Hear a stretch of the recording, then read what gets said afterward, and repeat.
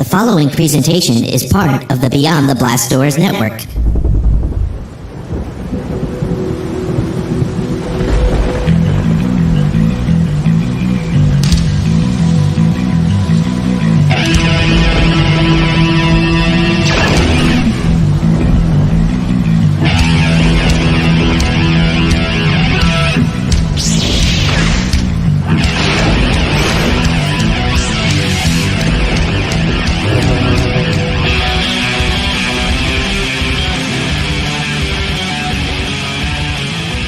Now your hosts, Pete Fletzer and David Amalotti. It's May 22nd, 2020, and we're jamming out on a Friday night. It is streaming Star Wars. I'm Ammo, he's Fletzer. We're having a damn good time here on a Friday night. This is episode 24, if you can believe it or not, and one of us has held a child, like the child. I mean, he has a child. I don't have any children that I know of. There was a couple close calls. We'll talk about that later. Hey, we're talking Star Wars. My mother watches the show. Wow. No, she doesn't. My mother hasn't talked to me in years. Hey, we're covering a lot. I'm calling your mother right now. We're talking a lot of personal stuff right now. Oh my God, I'm getting sweaty about it. We're having a good time here on May 22nd. Oh, he took a glass. So for those of us watching the live show right now, you'll know that we're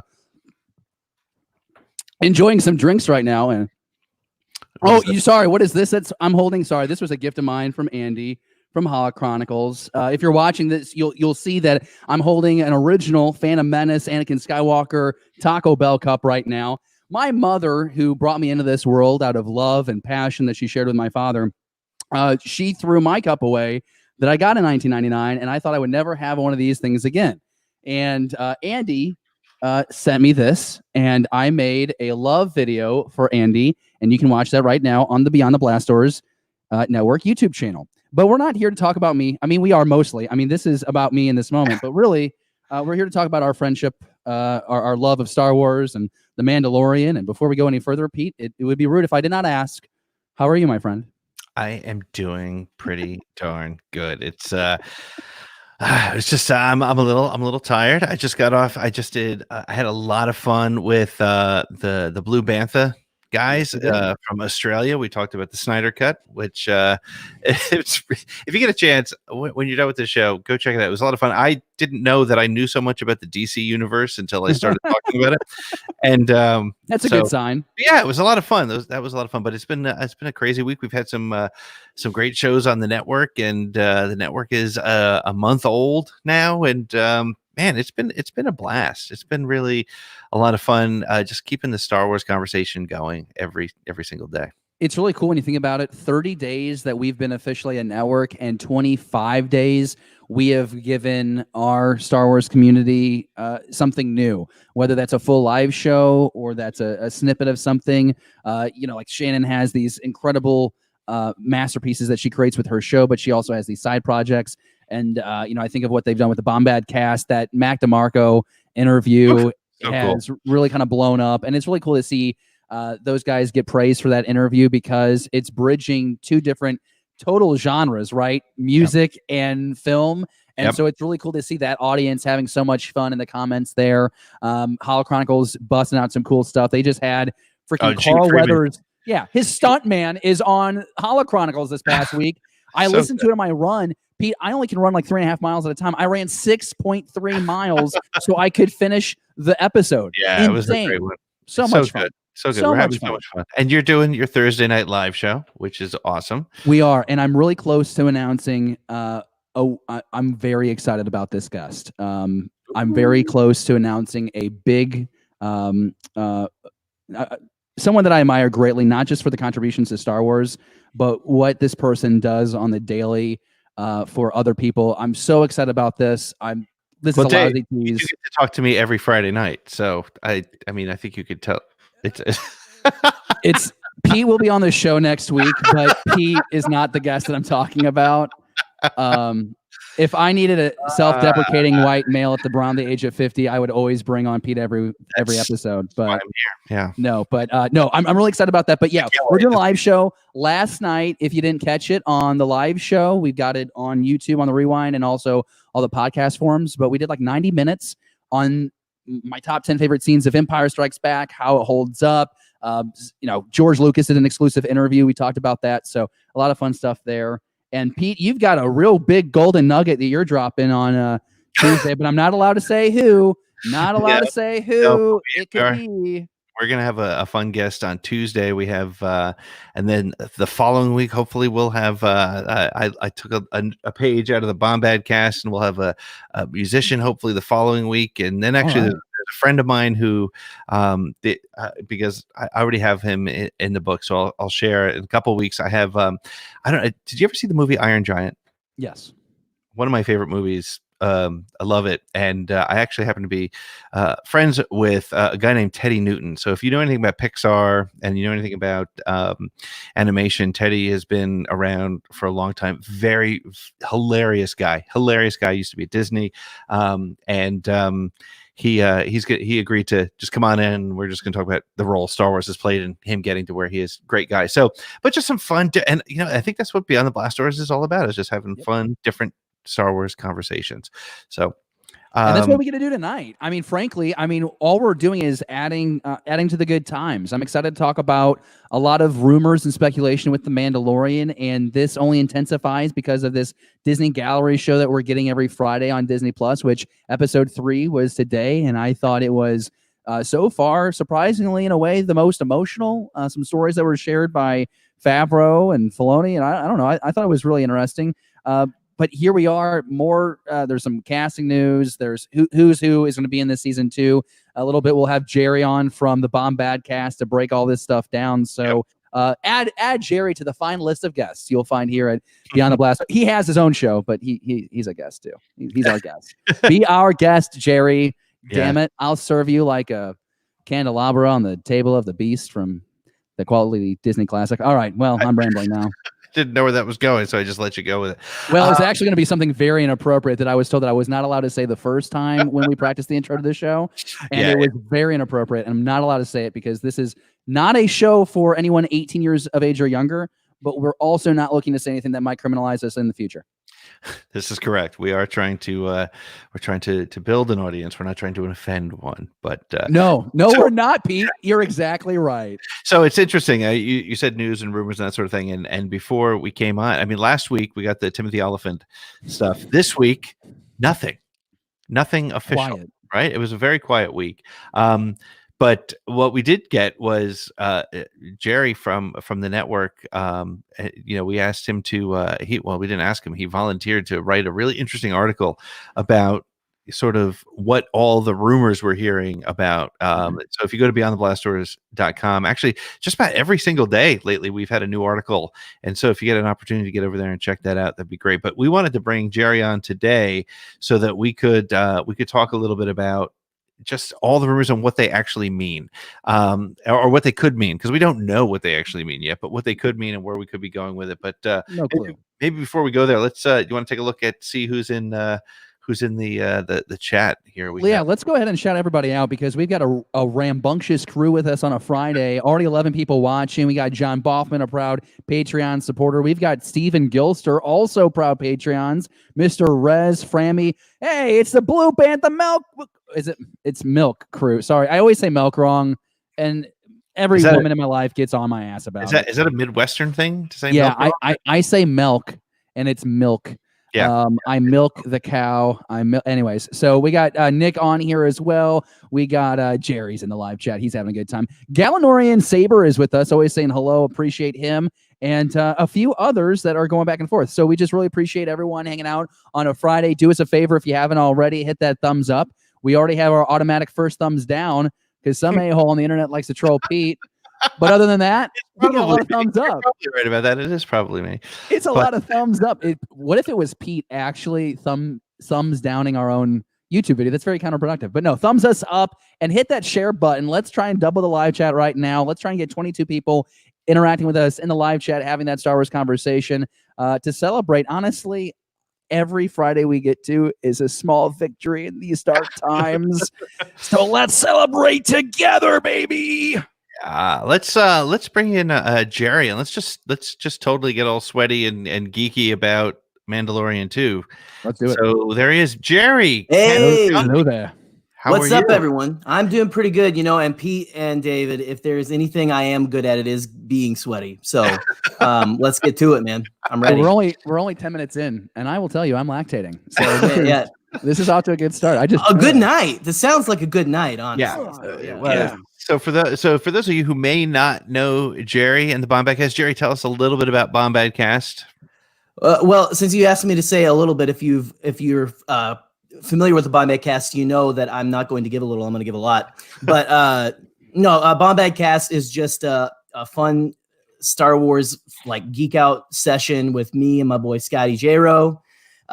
We just kind of hang out and talk whatever's on our mind in the world of Star Wars. We talk to podcasters, different people in the fandom and stuff like that. And sometimes, occasionally, people who have graced the pages of one Rolling Stone publication I hear about sometimes. That was so good. That was such a great show.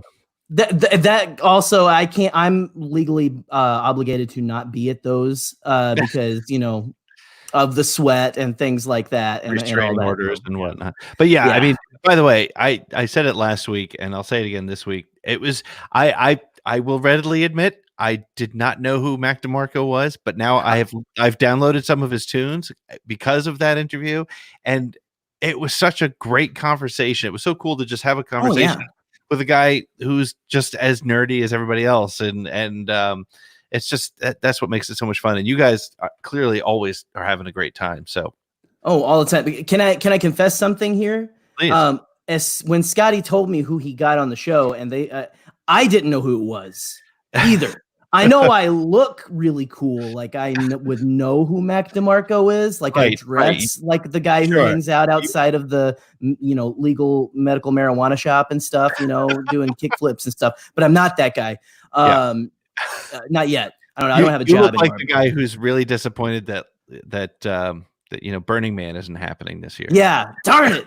Yeah, I gotta wait till 2021 now, I guess, to paint myself like a bluebird. So, I won't tell you where the beak gets painted though. So, sorry, that is my streaming Star Wars joke. You gotta do a blue joke here or there, right? You have to, yeah. You have to, but no, guys. Where was I even going? I don't know. We're not sure. Mac DeMarco, man, great guy, and he does have good music. I agree. Yeah. It's funny because Scotty told his girlfriend Katie. Right after we'd record, he's like, "Oh, I got Mac DeMarco." She starts freaking out. He calls Eric Cotterman, our boy who comes on the show every now and he was on our Revenge of the Sith Siege of Mandalore episode a couple weeks ago.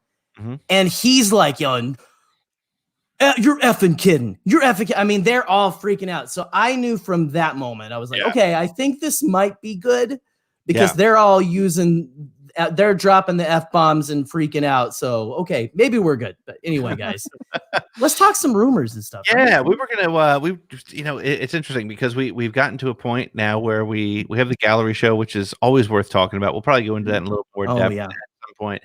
But we wanted to kind of dig into kind of some general conversation about where we're going and where we're headed now. And maybe a good one to start with would be just the question. We just saw Anthony, YouTube fan. I'm going to bring it up here on the screen. And he says, will the long ago flagged Star Wars release date of December 2022 actually be met? And if so, what kind of film will it be? Now, again, the only reason this is streaming Star Wars related is because there's been the conversation and the thinking that perhaps the Kenobi series could turn into a movie or could expand out into the streaming universe. What do you guys think about the possibility of a Kenobi film versus streaming series? And while we're at it, with Make Solo 2 Happen Day coming up, let's throw that in as the possibility of how do we feel that streaming network is going to impact the films? Well, if you think about it, Obi-Wan the Kenobi was supposed to be a film in the first place. Right. They took that script and they slaughtered it into making 6 episodes.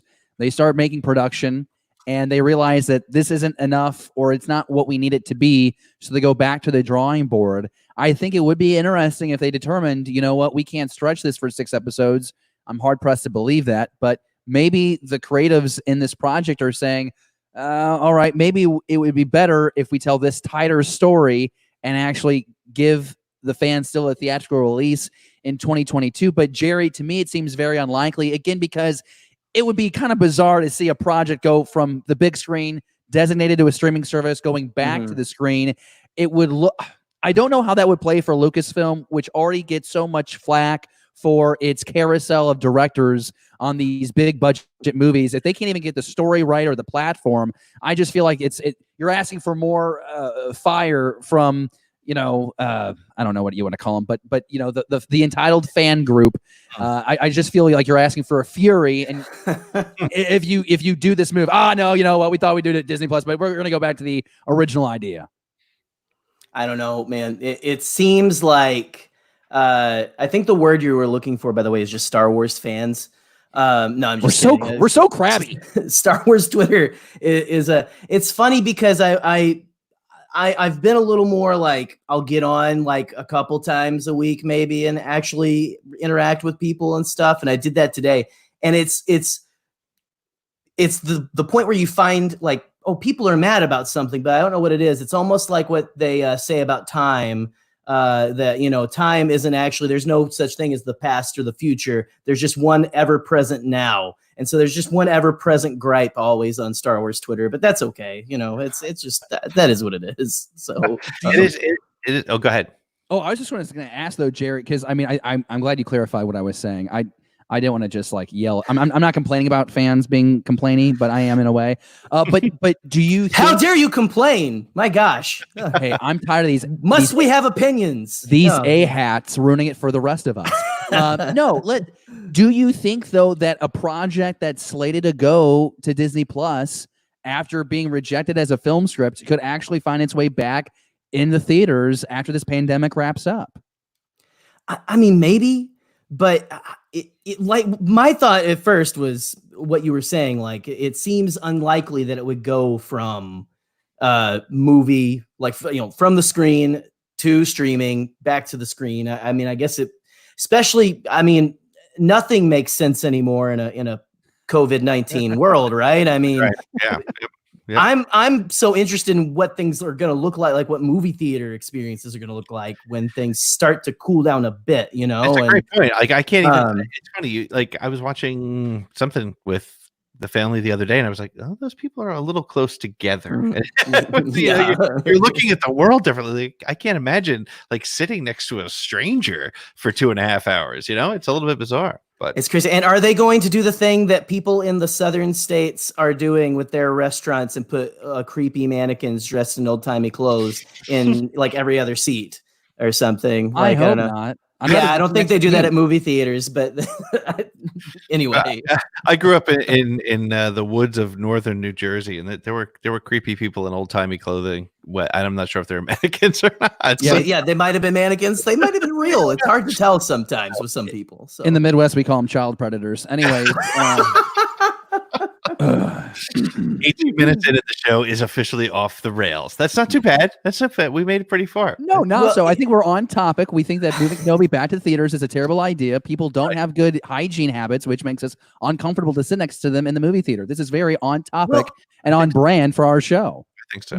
What do you guys think though? Would you rather it be in theaters in just a 2.5 hour film, maybe with a sequel? No. Or would you want a streaming limited series on Disney Plus, 8 hours plus? I think, to me, after watching especially today's episode of The Gallery, and again, if you watch our show, you know that spoilers at the wazoo. If it's hit streaming Star Wars, it's fair, or if it's hit Disney Plus, it's fair game here on streaming Star Wars. But if you watch that whole concept of what the volume does and the ability to create, theater quality a film, take your time and tell the story. And I personally believe that streaming service like Disney Plus is going to spell maybe the demise of films. And I think Star Wars stories may benefit from the longer form. I mean, look at Clone Wars. Clone Wars, even just take the last 4 episodes of of Clone Wars, the Mandalorian arc. And yes, it was still only 2 hours, but the way they were able to tell the story in a serialized form, if you take the entire, season by season, 22 episodes, 12 episodes, 6 episodes, 8, 12 episodes, 12, whatever it was. You're not very good at math. Yeah, no, I'm not very good. I'm not very quick with the numbers. But the point here is Star Wars may benefit from building those characters over time, right? And I'm not here to say that Rise of Skywalker was great or Rise of Skywalker was bad, but I will say give it another 20 minutes and it's a different film, right? And I think if you can tell a Kenobi story instead of trying to shove it into 2.5 hours, give it to me over 4 in 8 half-hour episodes. Tell a better story. Don't be rushed through different pieces. I will take that. I'll take that over theatrical experience. And I feel like COVID-19 and the self-isolation and that sort of thing is making us much more comfortable with that as a way to experience a story. Well, take a look at what is happening right now with AMC, Pete and Gerry. It's AMC is looking at going bankrupt. Wow. And I think that Disney Plus, honest to God, Disney is ahead of the curve here. And there's a chance that in the next 5 to 6 years, some project that the movie-going experience is going to be going over to your couch and pulling up an app on your phone, and you'll be watching that screening from the comfort of your own home. That movie theaters are really taking a huge hit from the pandemic. And if AMC is struggling right now, can you imagine those mom and pop dollar theaters? There was one that was down the street from my college. I love that thing. It's not going to survive this. So I think it's interesting if Disney, and I think the vision with all of its properties is how do we tell the quality of story that engages the viewer at home, and how do we train them to come to Disney Plus for their entertainment? And you're seeing the quality with The Mandalorian. I think we'll see the quality with Kenobi when it finally releases, and I personally believe it'll still be an episodic limited series on Disney Plus. When you might even get an Ahsoka Tano live action the way they're talking, you're going to get these stories, and the quality is cinematic. Yep. You've seen 3 episodes of the Gallery series. This is being made like a movie. Favreau is treating this no differently than The Lion King. So I say, like, let's push it. Let's see what we can do here, because I think the first Star Wars movie to debut on Disney Plus is a lot closer than further away. That's my take. So I know David's going to give me a hard time about saying this phrase, but I will tell you this. I would, at this point, rather watch with when I moved into my house 8 years ago, the first thing I did was had there you go. When I moved into my mansion with my beautiful wife, my kids, and my dog. I do have a beautiful wife, and I do have kids and a dog. But the first thing I did was I put in a good sound system. Now, with the situation that we're in from the way movies are now being released, it's a horrible movie, but this Scooby-Doo movie was so well marketed that my kids, 3, 4, 5 days before it came out, were like, Friday, Daddy, when it comes out, we have to get it. And you know what? We freaking bought Scooby. I probably would have put it off for renting. You bought it? Oh, well, yeah. Don't get me started. But I would have put it off. But for $24 or $19 or whatever it was, the price of taking the 2 kids and me and my wife, that's 4 of us, to the theater, you're at $40 minimum, plus popcorn and all that stuff. For $24, I can now watch this stupid movie whenever I want, and it looks as good and sounds as good. It's not on its biggest screen, but it sounds as good, and it's an experience. Now, there's definitely something to be said for having the big screen experience, no doubt.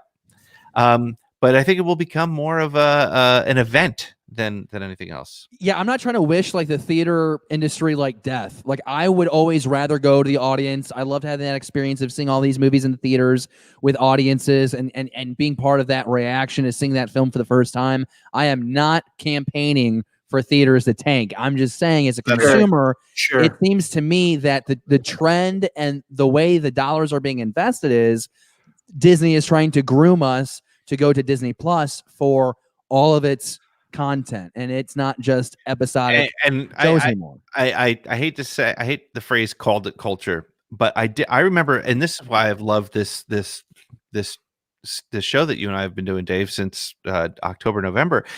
I remember saying before the first show hit that I had this belief that Bob Iger knows where things are headed, and obviously he didn't know COVID-19 was coming. Maybe he did conspiracy theory. Maybe he's in with the Chinese. I don't know, but I think he put Bob, a few 5G towers up, didn't he? Yeah, he did. Bob That's right. was actually in Wuhan last July. It was a wine and cheese party. If you turn the COVID-19 thing over, it's actually got mouse ears on it. It's actually He released it in various parks at Disney. Wait a second, this could be. So you're telling me if I flip the switch, what happens? Are you sure? I mean, are you sure? But what I had said at that point, and I stick with it, is that they recognize that Netflix was doing it well, but not doing it right. And Disney gets it. I mean, look, think about it. On paper, if you have a home full, and Dave, after you're married and you have kids, and Gerry, you have whoa, let's slow this down here, buddy. I'm just getting married, and let's slow this thing down. I got the mansion. I'm still working on the others. No, I'm just kidding. You clown. I'm in like a Saw room. Like the other side of this room looks like I'm in Saw, honestly. So. But with an R2D2 cooler, but it was a very calculated risk. I'm going to pull us back to topic here. It was a very calculated risk to stop me as a dad of a 7 and 10-year-old from buying High School Musical 1, 2, and 3 on DVD versus spending $7 a month and having it available to my kids. They did the math. They figured out that if they could pull me away from Netflix, they could get my money, and they got it. And the plan is to keep that going. And if you look at it, it's working. Clone Wars was the number one. Clone Wars and Mandalorian were the 1 and 2 downloaded or streamed series on streaming services. So they've figured it out. And so, good for them. This is where it's headed. HBO Max is going to be the next big competitor, and it'll be interesting to see where that goes. But I think what this spells is that the 2022, which is how we started this conversation, that 2022 Star Wars movie may be further off. And as much as I would love to see a giant Star Wars tentpole event, give me a solid and an even better show than Mando, which would be amazing because Mando was pretty damn good. Give me a show as good or better, and I don't need a movie. And I hate to be that guy, because you know what? I'm still buying the action figures. I'm still reading the books. I'm still playing the games. I'm still spending the money on pops. I'm there. I don't need it to be in the theater. Must be nice. No, I'm if I could just weigh in, I'm such an old soul when it comes to the way I want my media. An old soul, but also I still really am a big fan of physical media. Sure. Right. Yep. So I am the guy who's going to go get like a Star Wars movie. I'm going to go grab a Star Wars on 4K these days. Right. I'm going to go grab a Marvel movie on 4K. And if there's something that I see like, right. If there's like a Knives Out or something, like I got Knives Out on a 4K Steelbook. It's nice. I did like a review of that. There you go. On my channel a little bit ago. But anyway, good little shout out there. That was good. A little shout out. Yeah. There you go. But I don't know. Like, I don't think that the theater experience is going anywhere. Honestly, I don't think it is, because I have around my area, and I haven't heard the thing about AMC actually, David. So my favorite place to go right now is there's an AMC that has a MacGuffin's bar in it. Like in my hometown, and there's like not a mile from my house, a place called Sperry's Movie House, where it's like a boutique movie experience where like they've got an escalator, 2 houses. It's small, almost screening room houses with massaging, heated chairs, recline, and you could have like a full meal and all that. It's going to evolve, and honestly, I mean, for a while we're not going to be able to sit right next to each other, but I don't know. I think we are going to see more and more. It is going to be just the big stuff. I don't think we're going to see more of. We're not going to see an experimental Star Wars film on the big screens. They're not going to ever put like a Clone Wars movie out. Well, they would now like a movie like the 2008 Clone Wars movie. You know what though? Think about this though, because what was the problem with that film? It was 4 or 5 episodes that were just put together to try and tell a story. It didn't quite work for a lot of people.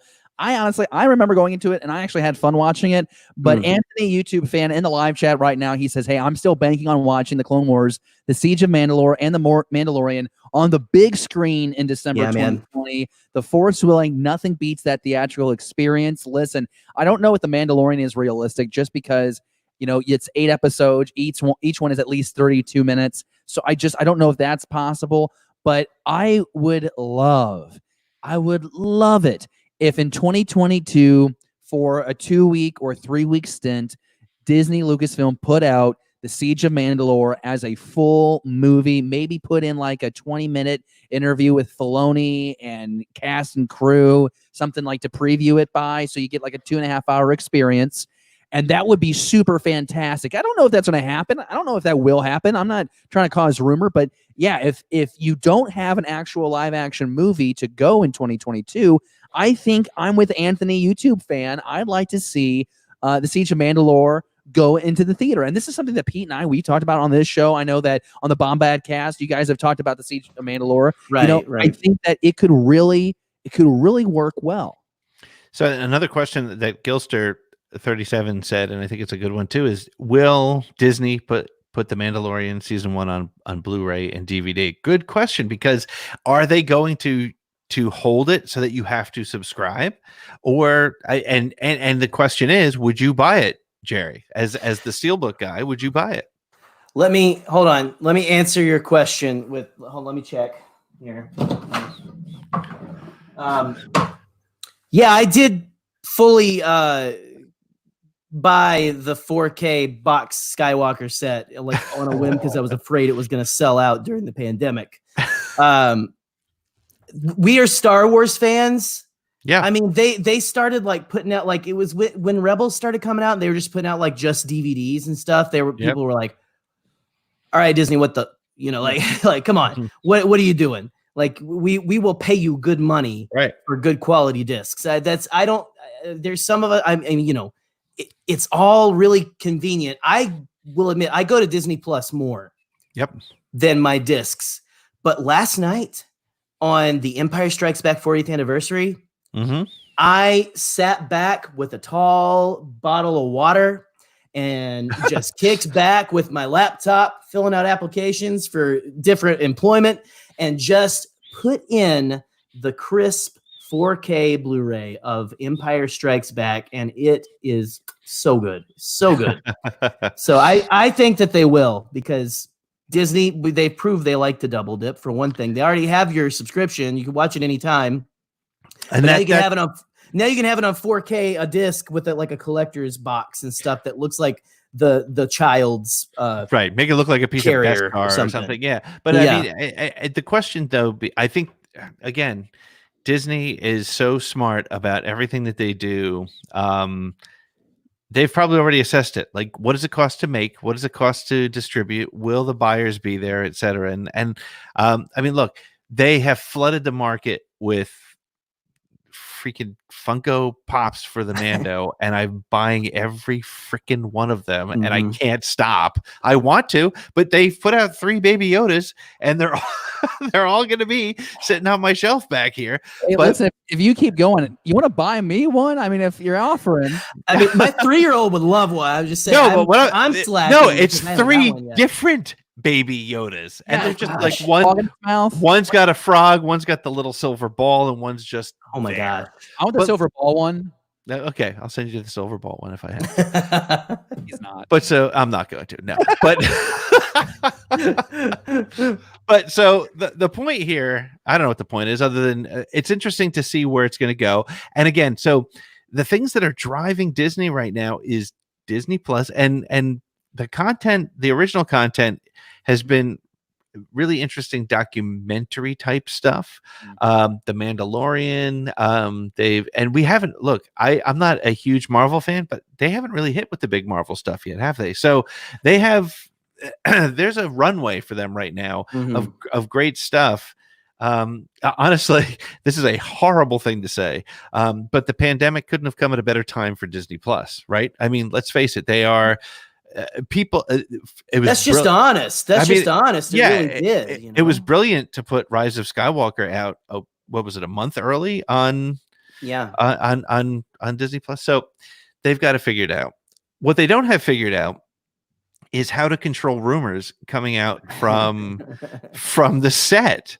And that was, that was why when we contacted you this afternoon, Gerry was like, "Hey, are you busy? Because we're trying to figure out what to talk about."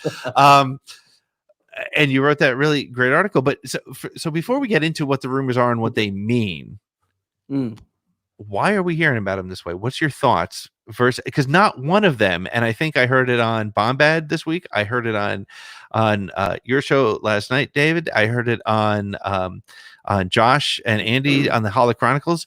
None of this content has been officially announced, but we all now believe Tamora Morrison. We believe Katie Sackhoff. We believe Rosario Dawson.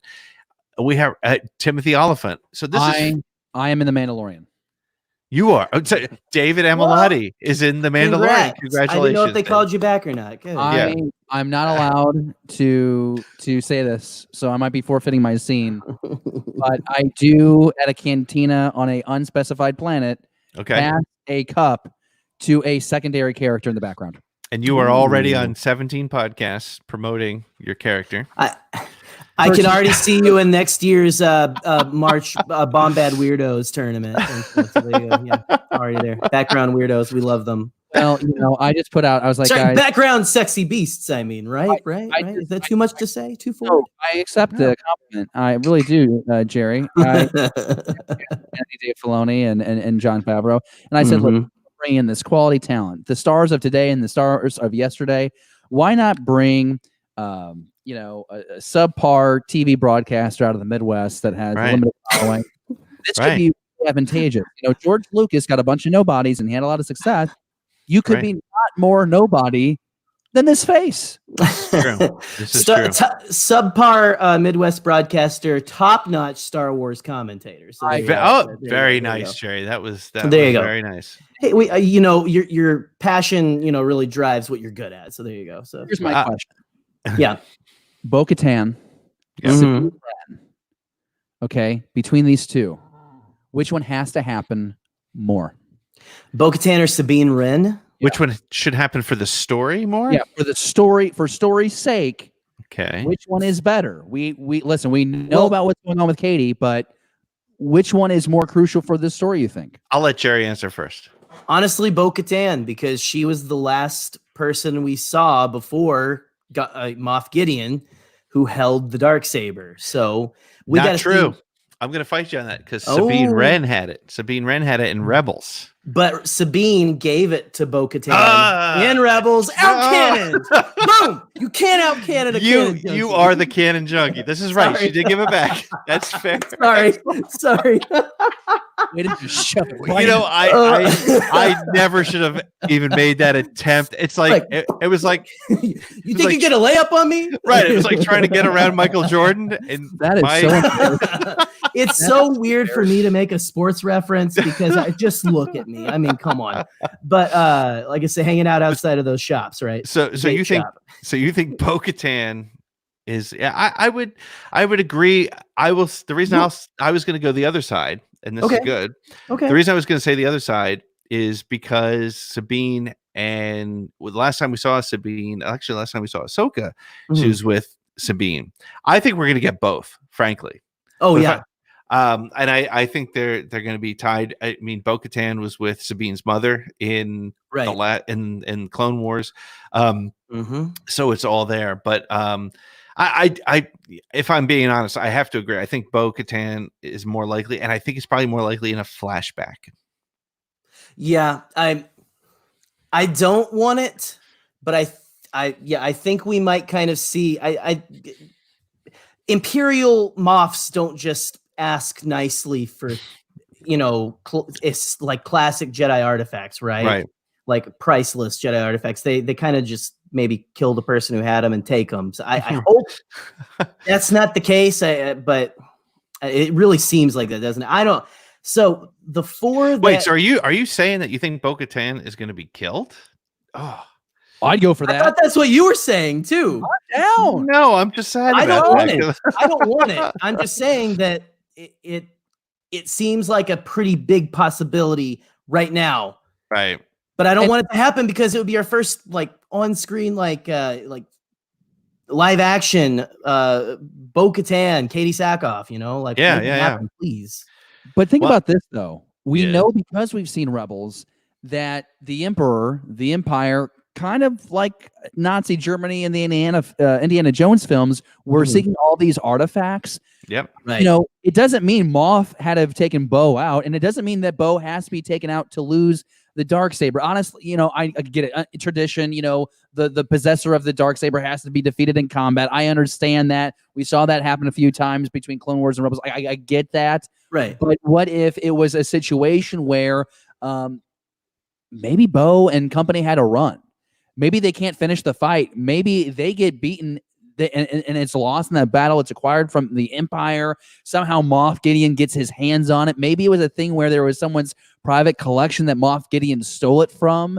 That to me kind of popped in my head. I think about the world between worlds scene, not just scene, but the entire episode of Rebels. You know, you have this huge military investment on behalf of the Empire to you know, dig up these artifacts and try and research. I think it's possible. Yeah, that's a great point. I hadn't thought about that that was extremely Nazi Indiana Jones scenes where they, I mean, those couple spotlights on the dig and the whole thing. So, and you know, think about that as a kind of a cool kind of offshoot of this, because you know, the Empire, and this is exactly where I expected us to go tonight. This is great. This is, you have the Empire kind of, they've just been defeated. We know now, we didn't know it before Mando started, but we know now that the Emperor was keeping stuff going, was trying to do something. So it would make sense for there to be at least this, maybe it is the First Order, maybe it's the people directly related to whatever was happening on Exegol, looking to get the child, looking to find the Darksaber, and remember Chuck Wendig's books. I'm sorry, I'm just rambling, but Chuck Wendig's books had something that was never really followed up on in the films, and that is the whole dark side acolytes, which they were sort of, I guess, kind of referenced in Rise of Skywalker. But what if Moff Gideon is like a military leader of that sort of thing? I'm more tempted to go with the latter example that you posed there, because of what we know about Operation Cinder, thanks to Battlefront 2, a wonderful story, a campaign that was incredible with detail, maybe just an hour or two short, but a great story nonetheless. What we know with Operation Cinder, what we know with the Aftermath trilogy of what transpired after the Battle of Endor, and not the destruction of the Empire, but the fracturing. We know it's a power grab 5 years after the Battle of Endor, and you have all these military leaders within the Empire trying to gain territory, wealth, and control of troops and of territory, right? So, Moff Gideon, to me, I see as this guy who, he's got at least one destroyer, and he's got a fleet, and he's got troopers, and he is on this conquest. There is something about the child. There is something that who have been in development, and part of me, I keep going back watching Rogue One when Jyn Erso is going through all the different projects there on. Yeah. I'm wondering, it's like, are any of these damn things tied to the child? Maybe that the Empire knew about the child even that long ago. I mean, we're talking about 50 years ago, so I'm not quite sure if that math times out. I think it does. Child's 50, right? And Rogue One would have been about like 25 years, or it'd be like 35 years. So I think it times out. Yeah. But what if that was something going on? And here we go. Gideon is aware that this child is of value, will be of value, will allow a chance to, manipulate the Force abilities. Very interesting. But when you have an Imperial wielding the Darksaber, he knows a few things. He knows about the Jedi. He knows about the Force. He knows about the legacy of the Mandalorians. There's obviously that tie with the Mandalorian. You bring in a Sabine, you bring in a Bo-Katan, and now now it's personal. Now it's now you have people of this culture, of this religion, that are aware. And then, hey, what about all those Mandalorians that disappeared in season 1? They're going to come back to the mix at some point. So I'm really hoping that we get a little bit more Deborah Chow skirmish in the streets here. Let's make it happen. Oh yeah, man. Go ahead. Yeah. Oh no, I like that. Man, I talked a You lot. got to wonder. Well, I mean, hey, man, to each their own. But I talk just as much. Yeah, you got to wonder, like, what is the end game with the child, and is it going to just turn out at the end that they were just dead the whole time and things like that, or what is going to happen? Sorry, that's just a dumb reference to Lost. I used to watch that show. You've got to. Yeah, I lost it. Let's just go. You know what's interesting here? This is in the live chat. I think it's interesting. There's some scuttle about what if we could see like a younger Snoke. I think that's outrageously very unlikely. But there is talk about from one person here saying, still say there's a possibility that Moff Gideon is a late in life Force sensitive. Either way, he must know about Luke and Leia since he's a member of the ISB. Hmm. You know what? I think that's a really good point to me because I did not know how much of a reference you would get to like the original trilogy, but it would be interesting if we got a little bit of, mythology about Jedi Master Luke Skywalker. That'd be kind of cool, right? We know like at the beginning of Force Awakens that he's almost a legend. He is legend at that point because Rey's like Luke Skywalker. I thought he was a myth. You kind of see throughout, like, I guess the original trilogy, at least in the comics, they're kind of making it where like they're a little more known. They know of Leia, right, and stuff. So I think that's definitely like, I think Gideon is like, it's like those. What was that book, The Legends of Luke Skywalker or whatever? Right, where came out you before had like Last Jedi. Yep. Yeah, where you had like a bunch of tales told in the galaxy. They weren't necessarily true, but they were like tall tales about Luke Skywalker. And there was like one that was almost like a horror story for like stormtroopers or something, where like Luke takes down an entire like Star Destroyer or whatever, So I think they definitely know, and they maybe he's like pushing it, like this is why we need this. Maybe that's why they need the child, is they were like, we need someone on our side who is kind of steeped in whatever this is, or I don't know. Maybe it's Snoke. I don't know. Maybe it's Snoke. Who knows? If you have Sabine Wren, pivoting back to this Mandalorian, if you have Sabine Wren, though, I almost feel like because it's 5 years after the Battle of Endor, Pete, you and I have talked about this, it really does set up well, where you really have to believe the rumors about Ahsoka Tano making her live-action debut. You have the rumored episode titled The Sorcerer. That makes a lot of sense, that would be where she would appear if she were to appear. But if you bring in Sabine, I think the assumption is that, okay, 5 years later, I'm hard-pressed to think that they find Ezra and Thrawn 3 weeks after the events of Rebels, right? So don't you think if you get one, you have to get the other? Well, the thing that I think about a lot is, and maybe not a lot because that makes it sound like I do nothing but think about Star Wars, which is not entirely untrue. I have a text thread that says you are obsessive.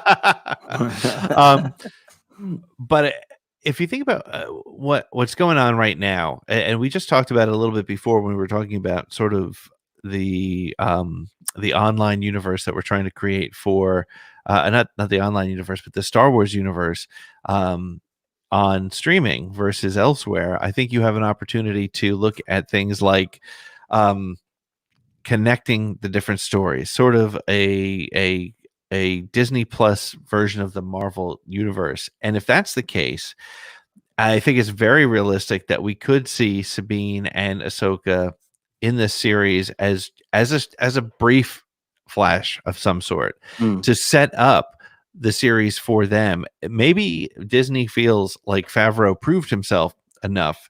I don't think he did in The Mandalorian, but maybe they feel like he's on his way to get his own live action series, which is that continuation. And again, as we were saying at the beginning, the volume allows you to create things that you couldn't create before. So how hard would it be for The Mandalorian to be a stepping stone on the journey for Sabine and Ahsoka trying to find Ezra, and then give them that series beyond? And you know what would also be interesting? They touch base here in the Mando, and then they go off into an animated series. It's all possible. We have blurred the lines, and I think the Siege of Mandalore arc was a really great example. And I think, Gerry, you talked about it on the show last week with you and Scotty. When you watch that mix, was it the Siege of the Sith? Siege of Sith, supercut? It's like a 4-hour connection of the season. It is a Mandalorian. gauntlet. It is a gauntlet, but it's entertaining. It's amazing. And what's really weird is that as pure animation as Clone Wars is, you can jump from one part of the story to the other and it doesn't feel too weird, which means that you could conceivably jump through in The Mandalorian on your way to go find Thrawn and Ezra. They make that stop in live action and the connection to Mando. 100%, man. If we're getting Ahsoka, we are getting Sabine. That is for sure, I think. And I honestly, if you're getting them two, I think that Tamura is Rex. I still also think he's Boba. I think he could be both. I mean, I'd be up for it. Like let that man stretch his skills the way that Bradley D. Baker does in the Clone Wars. Like let's see what he can do. But oh man. If this next season, if the rumors are, and these are coming from, the reason why we are taking these as serious as we are is because they're coming from like industry trade, right? Like publications. They're not just like on, no offense, comicbookmovie.com or anything like that. Yeah, we got this covered. Yeah, we got this. That's the one. But like zero crap here. We don't talk about that. Right. This is legitimate news right here. I mean, David, you're coming you're from Vanity Fair, right? So, I think Ahsoka really fit, and I wrote about it in the article. Which thank you all for the great feedback on the article. My first one actually I've ever written for like any kind of website like that. So, I just kind of went into a Star Wars fever dream and woke up and there was something on my computer. So I just sent it to David. So, but anyway, for me, in the story that we are telling in Mandalorian season 2, it is what did we set up at the end? We've talked about Moff Gideon. The thing we're all interested in, we were talking about it a little bit ago, the child. Where is he from? The Mando is tasked with taking him back to his people, right? He does not understand the power that he is like dealing with, what the power the child has. Who better than Ahsoka freaking Tano, someone who has grown up in the Jedi Order, who saw the fall of the Jedi Order and the Republic and all these systems, who fell out of love with what the Jedi Order had become, but was reaffirmed, as she said in Siege of Mandalore, in what the Jedi should be. Who better to guide the Mando than someone who's, I'm not a Jedi, I'm not your enemy, but I like, as Maz Kanata says, I know the Force. I know what's going on with this kid, and I can point you in a direction. I actually used to know a guy like this. So. But you make a really good point, because, and I hadn't thought about it until you said it, and I think you mentioned it in your article, is that I think Ahsoka's position as quote unquote not a Jedi is really important. It's the way she was sort of able to push through the Siege of Mandalore and Order 66 and survive that. And the Mandalorians don't like Jedi. I mean, they brought that up. I mean, I think one of my favorite lines from the Clone Wars season 7 is we had to create these sort of things to control you force wielding maniacs. So the Mandalorians do not like Jedi, right? And I'm sure Din Djarin is not going to be a fan of a Jedi walking in. So that could be the card that she plays there, is like, hey, I used to be a Jedi. I'm not a Jedi, just like you used to be something and you became a Mandalorian kind of thing. And I think there's an opportunity to use that sort of gray area, not gray Jedi, but gray area that Ahsoka lives in. And the fact that she was welcomed. I mean, we just talked about it today on Twitter, all of us, about the role that Ahsoka took on as being, the Beskar armor that she got in Siege of Mandalore, the iron heart that's in part of her logo on her clothing. So she's been accepted by the Mandalorians, and I think that could be very important to making that connection between the child and the Force and the Jedi. She's tailor-made. It's almost like Dave Filoni was in charge of the Siege of Mandalore or something, and he was like Yeah, maybe it's like there's setting some some stuff connection. up. Yeah, that's yeah. So it's yeah, I think we're in for some really interesting conversation. I think it was Framey who said before, though, and then let me throw this out there. Is there any concern, and I have an opinion on this, but I want to hear you guys first. Is there any concern of having names like Boba Fett, like Rex, like Ahsoka, like Bo-Katan thrown into the series, and the possibility that they overpower the existing characters in the series? I think that you have the new characters pretty well established, minus Kara, Right. Kara rather. I think that she was the only one where I felt like I didn't get enough, and I'm not quite sure why. I kind of thought that she would have a lot more to do in this first season. We spent time with her. I just thought we would get a little bit more substance with her. Mhm. But I think that you have these characters that are so well established. And I think because you have like the child and you have Moff Gideon and you have the Mando, you got people in here invested so much in those critical characters. We're going to see how they develop. But that said, maybe it is also a play to let's bring in more into this audience. I'd be curious, the Mandalorian is being watched by so many folks. I'm watching The Mandalorian. You're watching The Mandalorian. My dad is watching The Mandalorian. The man is 67 Right. years old. Okay. So like it's getting, but like I've watched The Mandalorian with Mandy. I've got, it's reaching a lot of people, but I wonder if you hear like names like, is Ahsoka Tano, Rex, Boba Fett? These are like buzzwords. These are cult following characters that bring these fans into the mix. And I think it complements a lot of things. Boba Fett, there's only pros with bringing an old grizzled Boba into the story. You got a lot of original fans, maybe like older audience that maybe hasn't transitioned to the streaming platform. Maybe this is a good way to bring them in. You got Ahsoka Tano. Hey, you like the Clone Wars so much? You like the Siege of Mandalore? Are you one of the millions of people that made Clone Wars the most watched content on Disney Plus right now? Oh, great. Then you'll like season 2 of The Mandalorian because you get more Ahsoka Tano. So I think you have all the action figures. Let's put them in the same room and let's see what they do together. I think there's a possibility that it becomes sort of like with Game of Thrones. I read the first half of the first novel and I lost, I don't have the attention span to manage that. But, for those fans, so for those of us, right, the people who are probably listening right now and watching, and those of us in this conversation, having Rex and Ahsoka show up is that's a huge deal. But to the average fan, who cares? They're like, oh, it's some chick with tails on her head and an old guy, right? And that's like, but with Game of Thrones, like I didn't read the books, but I remember friends of mine like, oh my god, I can't believe they had this character show up in that scene in episode 4 with his blah blah blah, and to them it was so cool and so important. To me, it was just another character, and I think it can work. And Filoni's such a good storyteller, and he's learned, and that's the thing that I've learned from the gallery, or realized from the gallery, is think about this.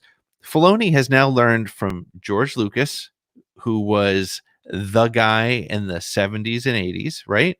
And now he's learned from Jon Favreau, who's the guy from the 20 teens and forward.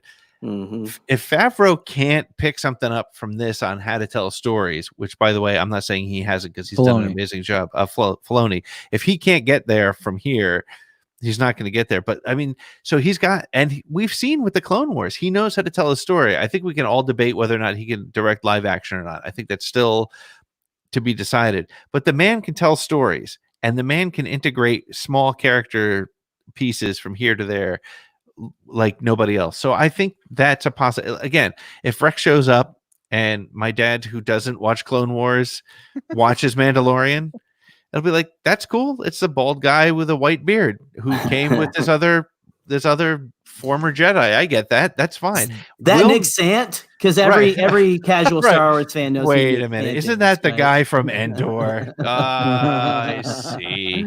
But so I think it'll work. I think it can work in this regard.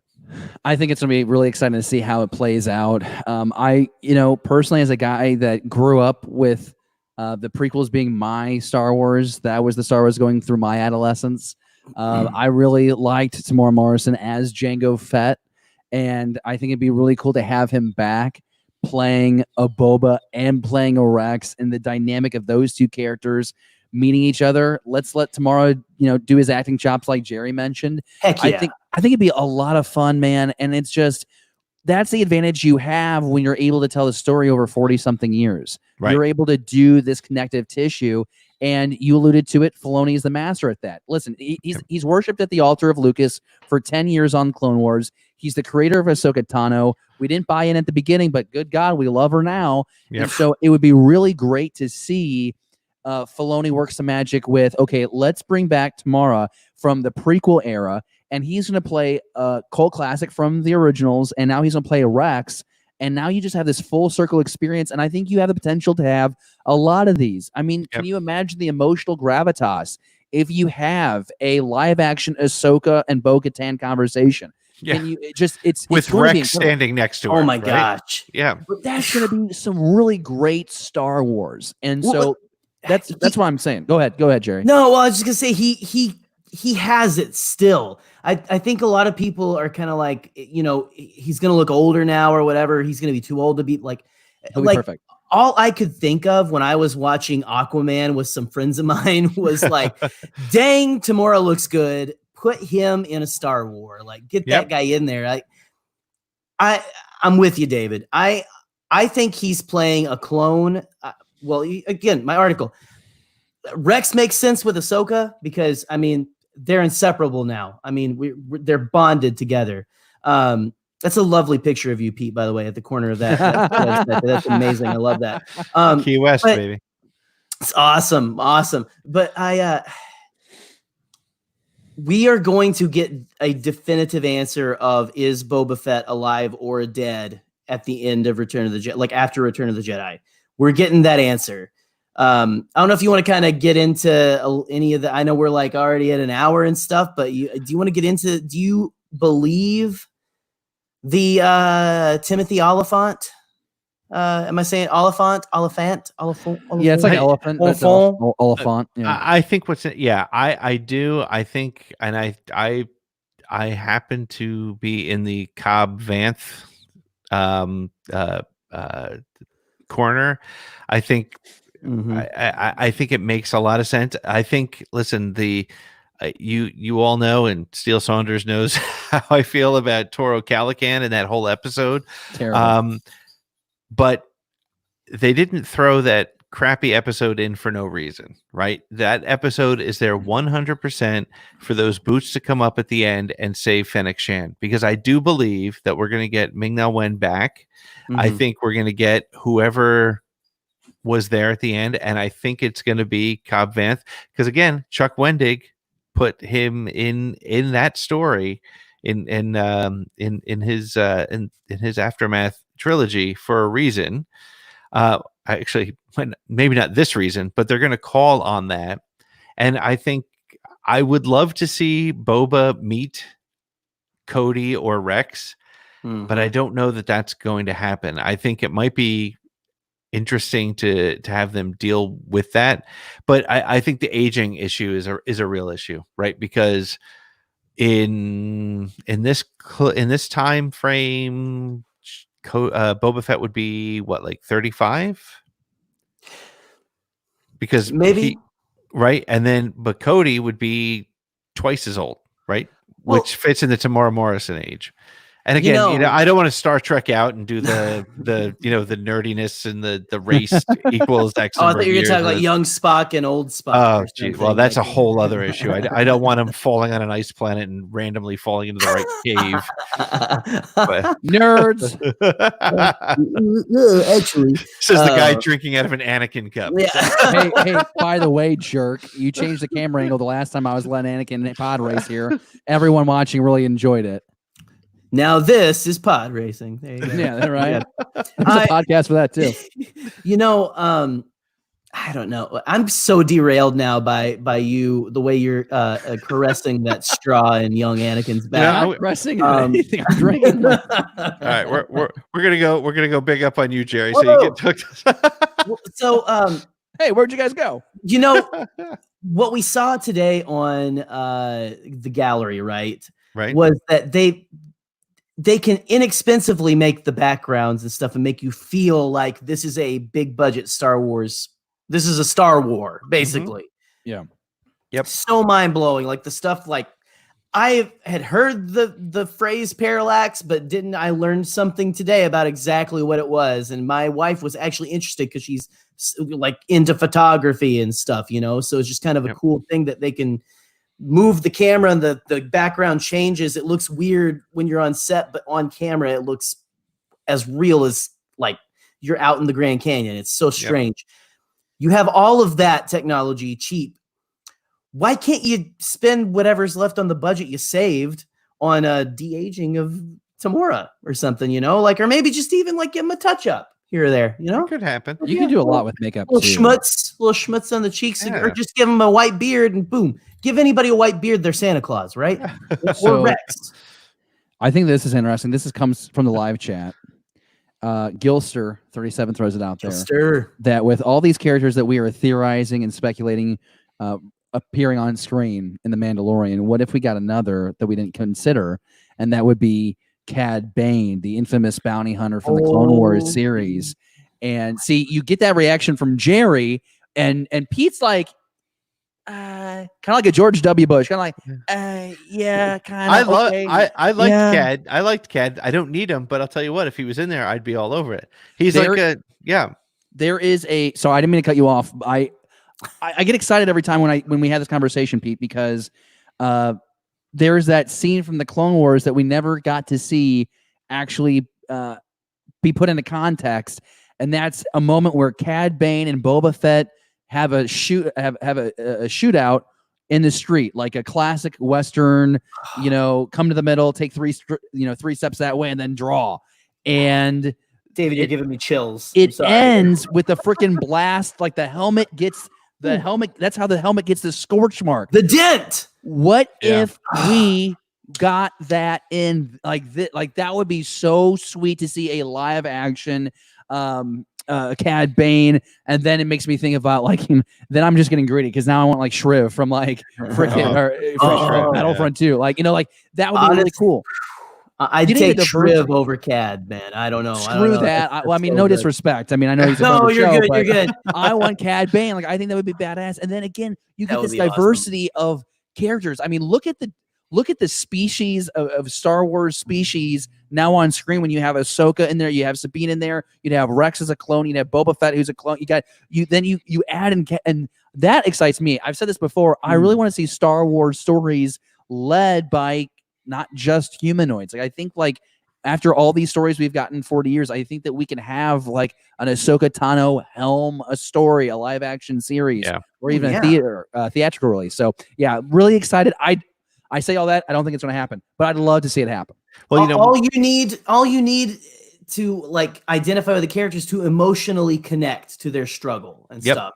And you don't have to be a human being. You could be a lovable Ithorian, bad mouthing Ithorian, or I'm trying to think Cad Bane and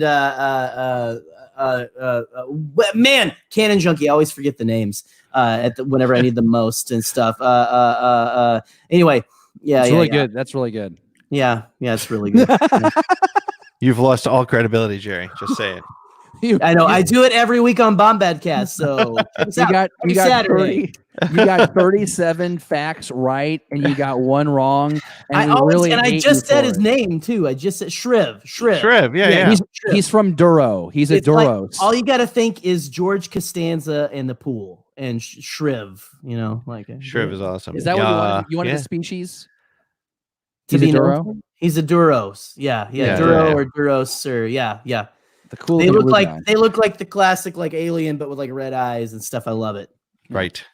Yes, and Dan Donahue is an awesome dude, so it'd be cool. Yes. So the best. Fantastic. I got sweaty on that. Yeah. Just a bit. So I think we could probably go on for hours, but we why do that? Why? Why? You know, it's like Pete's going, damn, it was hard to get to just an hour and 8 minutes. I don't know how the hell we go to 2 hours. Heck, we found a way last night. I'm dry on Star Wars talk. I don't think I got any more in me. So. No, I mean, I what I think is really exciting about Mandalorian is I think what's really interesting is that this all really ties together, because I don't think you can tell the kinds of stories that we're talking about in a 2.5 hour movie. You can't tell. You need that long form series. And I think if Disney does it right, they can all be interconnected. Rebels and Clone Wars are connected, directly connected, although completely independent. And Mandalorian so far was independent all the way up until that dark saber showed up at the very end of episode 8, and now all of a sudden, look at the conversations we're having. Never mind the rumors, right? Let's take the rumors out. I mean, we were talking on this show in December about what does the dark saber mean? What is that going to do? And we had no idea that we were going to get Tamora, we were going to get Rosario Dawson, we were going to get, all these other potential characters. And I think the only challenge they have is bringing it together in a way. Does this mean we have to go to hour-long episodes? Does this mean it goes from 8 episodes to 12? I mean, how are they going to tell a story this size? Again, unless Katie Sackhoff as Bo-Katan is 45 seconds in a flashback in episode 3. Well, Pete, keep in mind, though, we already know season 3 is in development. It's not, the story doesn't end here with the season. We got a season 3. I mean, listen, I have every expectation. By the end of season 2, I won't be surprised if there is a season 4. Right. I mean, I think that's just how confident they are in this story. We have Favreau on record saying that he's been coming up with these kinds of stories since he was a kid. You got Filoni and Favreau, who together have really done a lot to create and expand the Mandalorian culture. So I think they're going to stretch this out over several more seasons. Yeah, and I think that's what I think that's what we should take comfort in, because we do share that concern. I think that's what's going to happen. They've got all the time they want. And I think the other thing too to keep in mind is that if there is a Kenobi series, if there is a Cassian series, there is a way to connect all those things. And don't forget, we have this Leslie Headland, I think that's her name, this story that she's working on. We have no idea when that is, where that is. Right. Look, they said it's female centric. Look, so here, let me go tin hat for a second. A female centric story, Sabine and Ahsoka live action series. Come on, give me that, right? Let's see Ahsoka for 35 seconds at the end of Mando season 2, and let her go off with Sabine and go find Ezra and Thrawn. Let her get the last clue that she needs from the Mando somehow, and go off and do that sort of thing.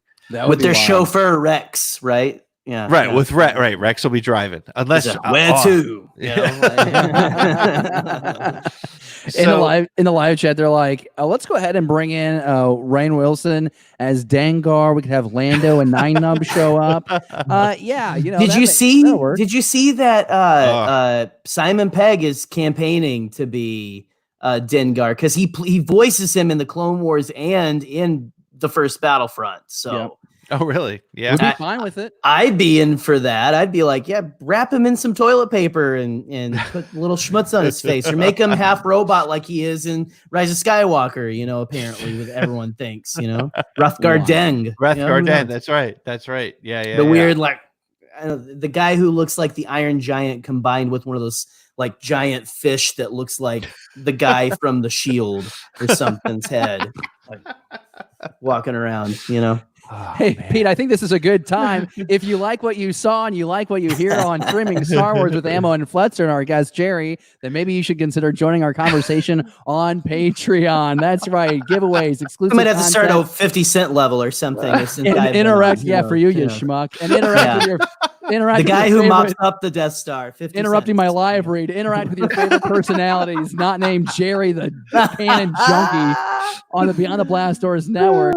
You can see the tiers here on your screen, the $5, the $12, the $18, $30, $50 level. I say you go with the coolest icon, or what makes better sense for your budget. As somebody who just accepted a new job, I would say trust your budget less or more than the Force. I always throw out the Tarkin level, $18. We have 6 unique shows on the Beyond the Blast Doors network, putting out weekly episodes. So if you do the $18 tier, you're actually giving $3 to each creator of the various shows on Beyond the Blast Doors that, again, you're getting weekly episodes for. So it's what I throw out there, but it's just a suggestion. And like I always say, and we all say it, if you can't or you don't want to join us on Patreon, you don't have to. This Star Wars conversation is open for everyone. We're glad that you're with us in this moment right now on the live chat. for the live show, or maybe you're watching on the rewind, you're listening to the podcast in your car, you're interacting with us on social media. Like, we love that. We love having you here with us. Yep. But if you're willing to take that next step and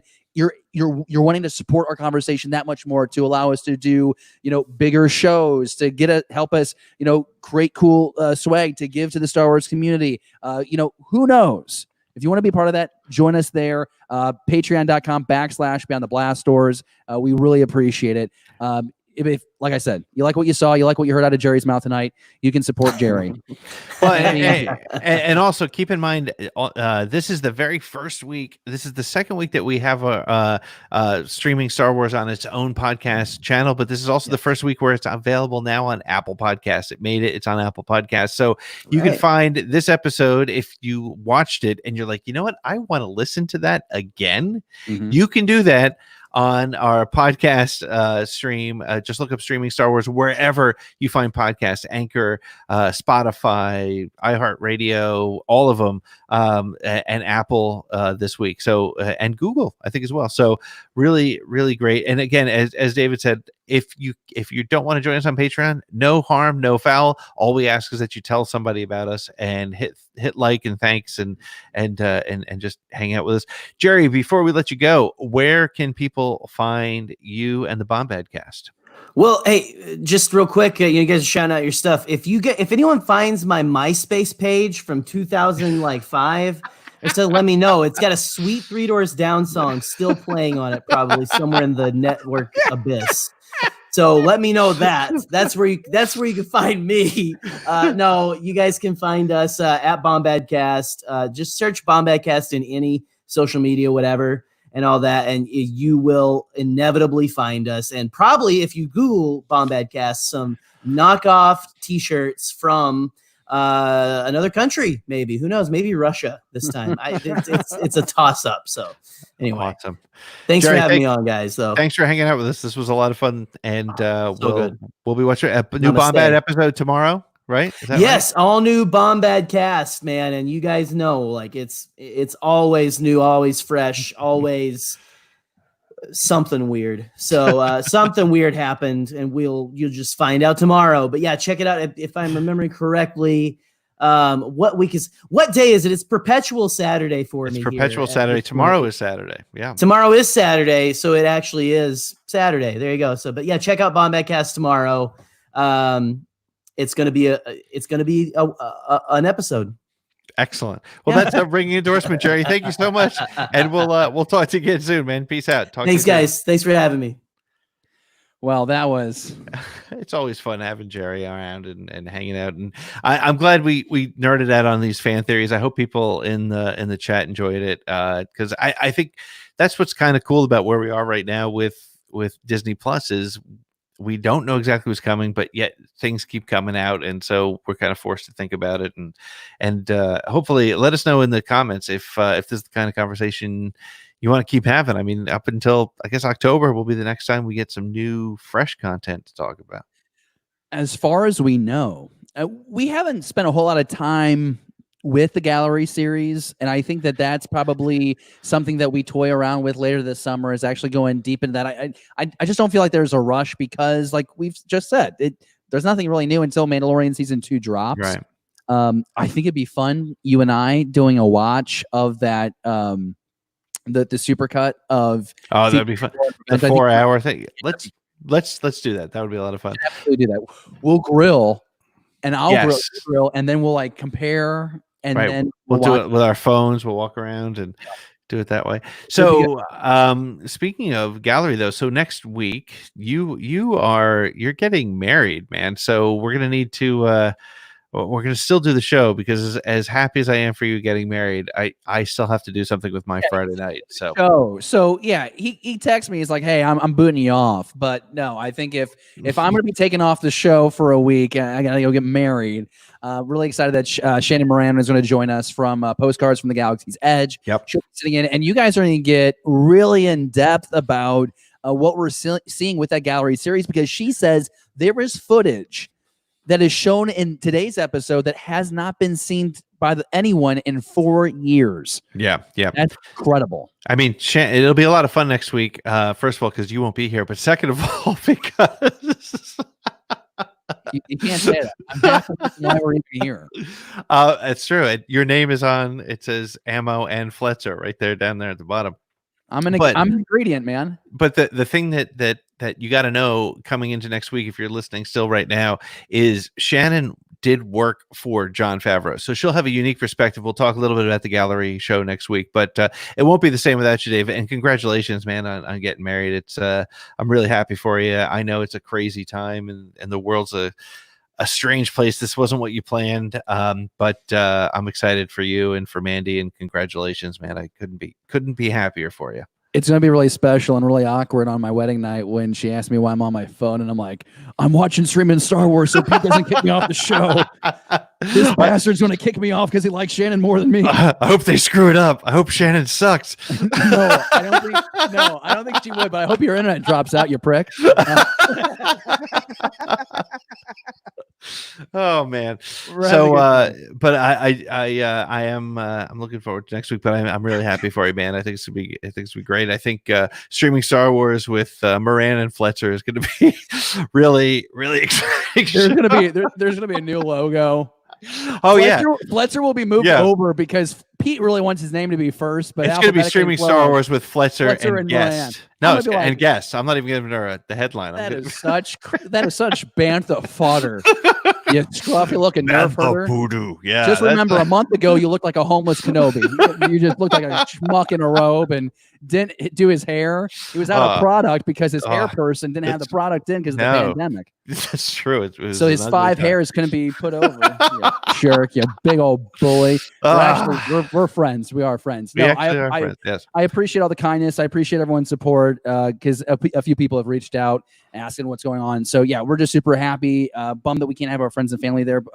We'll have like our core family unit, but no, we're going to do that. We get together, and a year from now, we'll have all of our friends and family. Pete will be there. Maybe Andy will be there. Maybe we'll bring in Gerry, but he just has to less.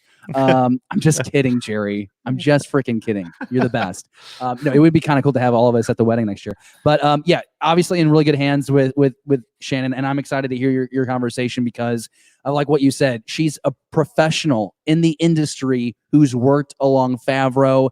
It's going to be must watch, and I ask you to share the hell out of that episode because we want everyone to be part of that conversation. It's going to be a lot of fun. It's going to be a lot of fun next week. But seriously, though, it won't be the same. I'm happy for you. Enjoy. I know. I love wedding next week, and it's going to be awesome. And I'm very excited for you. So I think is this where we wrap up? Is this where we say thanks for joining us and all that stuff? Yeah, I think so. I'm going to shameless plug the website one more time, beyondtheblastdoors.com, because with all the things that are happening right now, we haven't talked about Solo or Make Solo 2 happen, and this is like a big thing that's happening on Monday, May 25th is Make Solo 2 happen. Friends over at the Resistance Broadcast, they kicked this off a couple years ago, and it's calling for a sequel to Solo, and I personally want to see that sequel be a series on Disney Plus. Some people want it to be a movie, and so every day for the last couple days, and we're doing a whole week, every day on BeyondTheBlastDoors.com, we're putting out a new article telling you more reasons why we want to see a sequel in some form happen. And our latest story is the 4 arcs that we want to see included in Solo 2 when it happens. Pete did an incredible write-up the day before about the 5 reasons that we want to see Solo 2 happen. We've done the 6 characters we want to see in the movie. We've got a story coming out tomorrow about the 3 planets we want to visit in this Solo sequel. So every day we're trying to contribute, leading the effort. And yeah, we want to make Solo 2 happen. We want to be part of this effort with our friends in the Star Wars community, with you. And so be sure you check that out every day when you wake up or when you're feeling that itch. What's going on with Star Wars? Start that at beyondtheblastdoors.com and be part of our conversation there.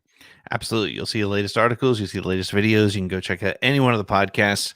And I guess that's it, man. So hey, man, it's been great. It's been a pleasure. I love you so much. Hey, Right back at Handsome. you, brother. So handsome. It's a bro man. fest. Hey, It's shout a- out to the live chat, man. We're 21 high tonight. Everyone Woo. was rolling in that live chat.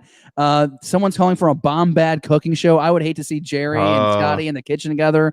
But when I say I would hate to see it, I would love to see it. It'd be like a guilty pleasure, kind of like porn. I will tell you that someone in here is wishing me congratulations for getting married. So that's exciting. I just yelled porn. Mandy's upstairs. It was whatever. And Jesus Christ. Oh my gosh. Someone got my Beyond the Blast Doors. Gilster got his Patreon swag in the mail on Wednesday. That's awesome. Awesome. Glad you got it. And Gerry's making inappropriate emojis in the chat. All right. Hey, this episode in the books. How about that?